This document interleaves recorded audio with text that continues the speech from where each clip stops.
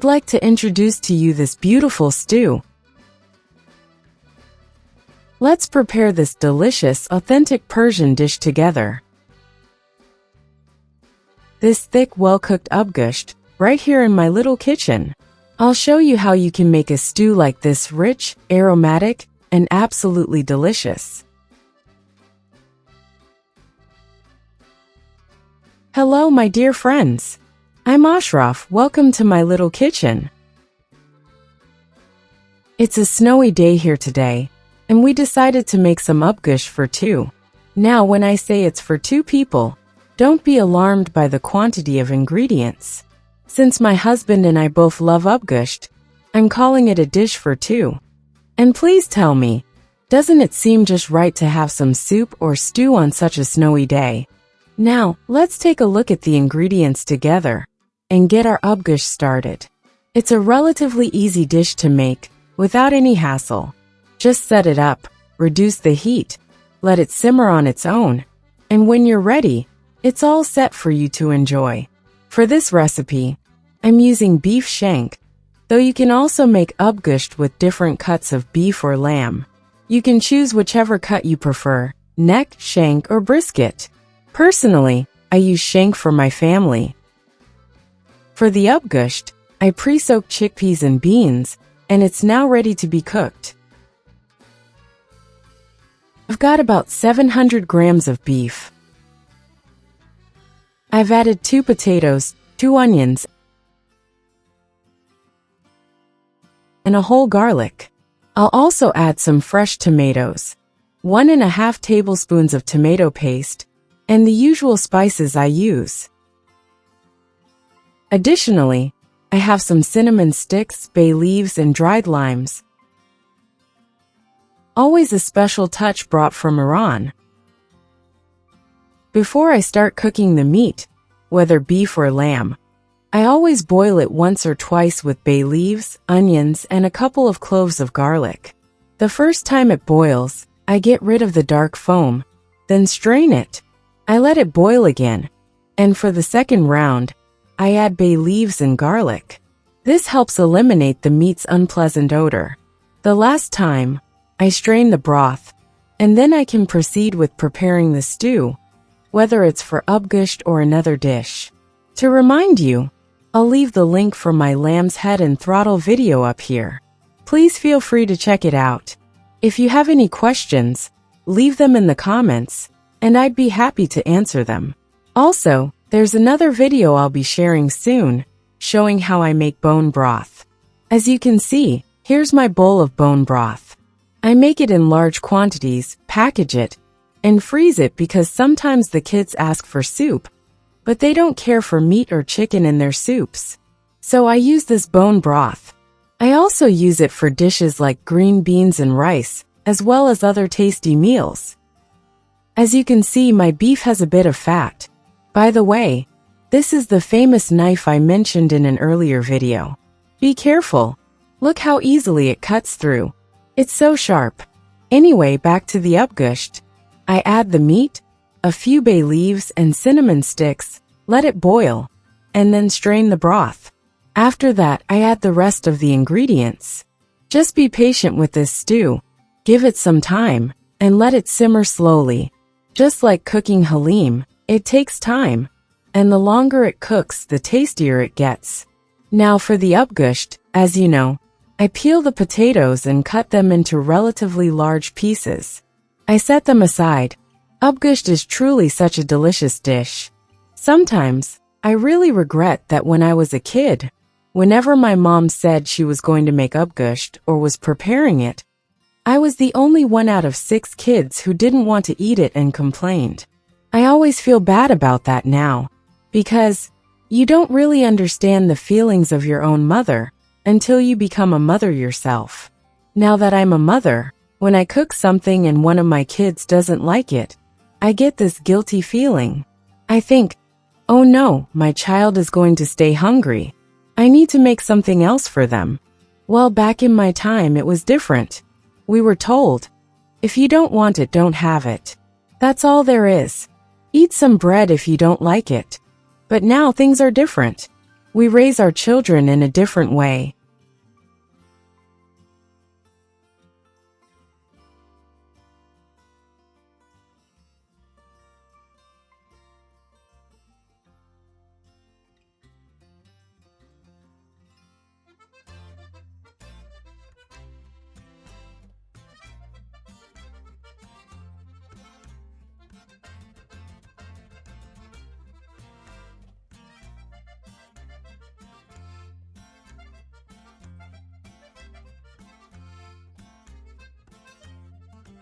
I also chop the tomatoes, which will be added to the stew along with the potatoes.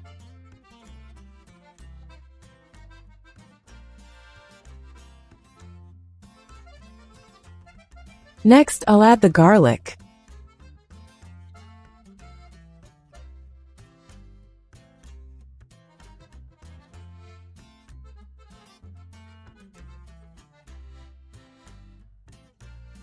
As you can see, I've removed the unpleasant odor from the beef.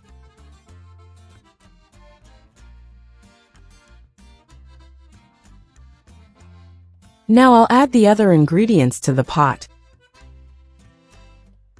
Onions,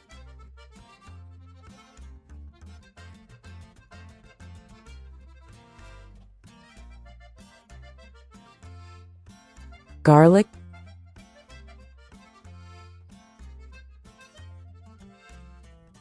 beans, chickpeas, bone broth,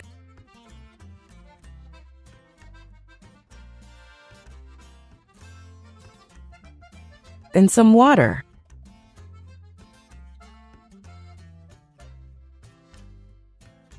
Then, I'll add the spices, ground black pepper, seven spice, some salt,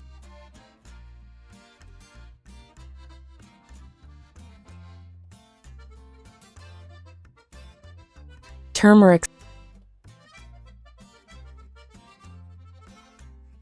1.5 tablespoons of tomato paste, and bay leaves. I'll add the dried limes later, along with the potatoes and tomatoes.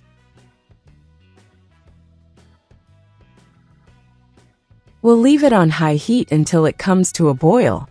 Then reduce it to low heat and let it simmer for hours.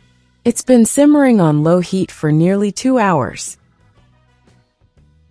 Now I'll remove the bay leaves.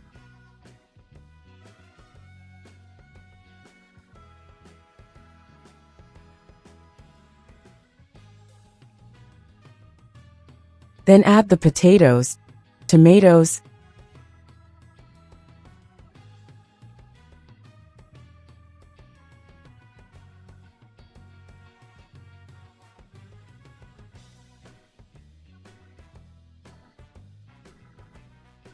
more salt to taste, and about 4 dried limes.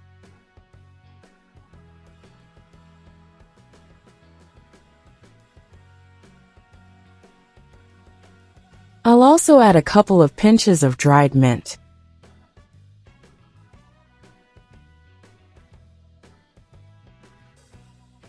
Lastly, I'll remove the cinnamon sticks and let it simmer longer.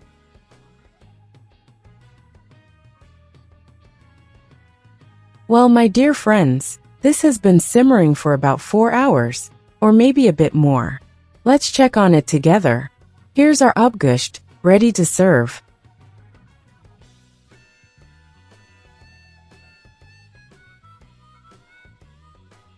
Look, you can easily break the meat into pieces with a spoon. It's cooked so beautifully, and the chickpeas and beans are just right. I've tasted it, and everything is perfect for us.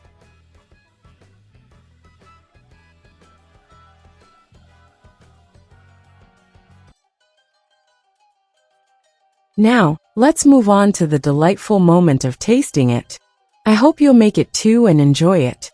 It seems delicious because the aroma here is wonderful. And as you can see, the broth is not thin at all.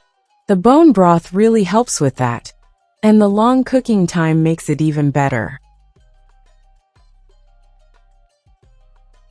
Let's taste it together. Well, dear friends, we've arrived at the divine moment of tasting. I'm going to taste a bit of the broth, and I'll let you know what it tastes like.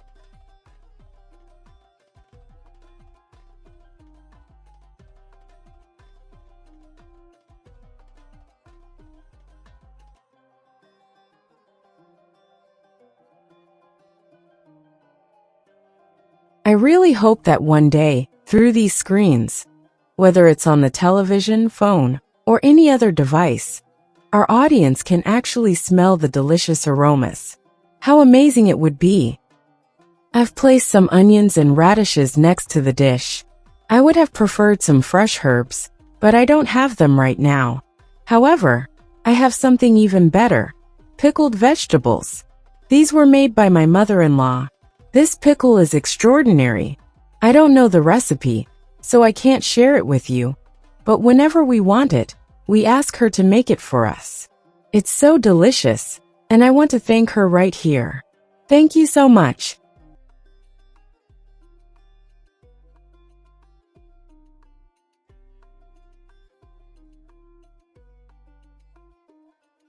You know what? I think I should prepare an Abgoosht party one day. So my dear friends who I know are watching my video will see exactly what I was talking about. Thank you so much for being here. I love you all. Thank you for your comments, for subscribing, and for watching my videos. Your time means the world to me. Thank you for giving me your time, because there's nothing more valuable than time. I love you all, and I'll see you in the next delicious video. Goodbye.